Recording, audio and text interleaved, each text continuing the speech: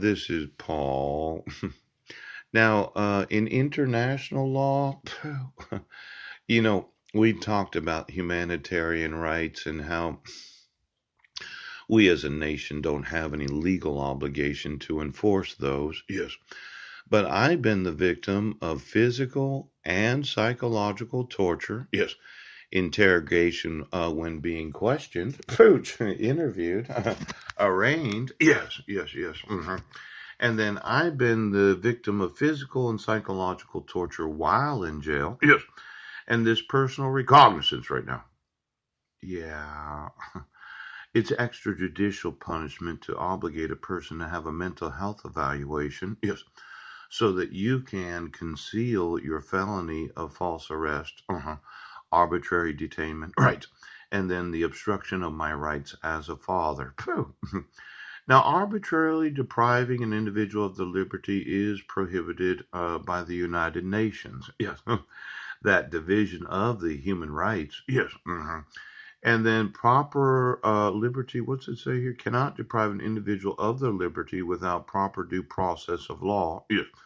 The International Covenant on Civil and Political Rights, yes, specifies protection from arbitrary arrest and detention by the article number 9.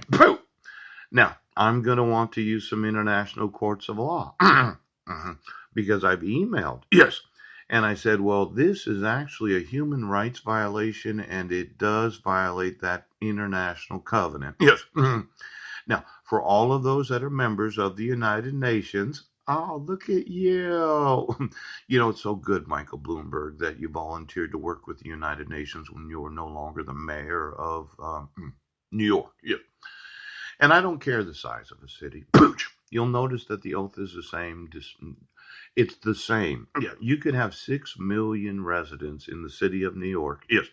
And you could pick the smallest town in New York State, and each of the mayors has the same oath of office.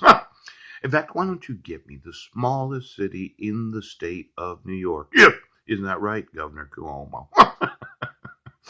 I don't care how big the population is. You idiot! The oath is the same for the state. Yes. Now, a lot of people think that they're special because they're a mayor of a large city. Yes. But you're really not. Pouch! The oath is the same regardless of the size of the population of the city. Yes. Each state governs their own oath of office. Yes. Mhm. Let's look at the state constitutions. Yes. State statutes. Yes. Let's look at the election obligations of each individual elected to office. Yes. In every state, every city of every state. You will see that they do not specially design any oath of office for any individual. Yes. Because every oath of office is the state's constitution of the oath. That would be section number 3 and section number 6. Isn't that right? Yeah. Now, let's say your conscience, yes, did not bear the burden of your actual sworn oath. You thought you were special. You thought that your city was the small. All right, now. Now, let's say I went to sue it. Yes, I'd sue every man right now. The oath is the same regardless of the population size of the individual cities. Now, Michael Bloomberg thinks he's special. Yes, because he was the mayor of New York. Yes, it doesn't matter. Pooch. Any mayor of any city in the state of New York could have worked for the United Nations. Yes, Michael Bloomberg went to work for the United Nations. Right.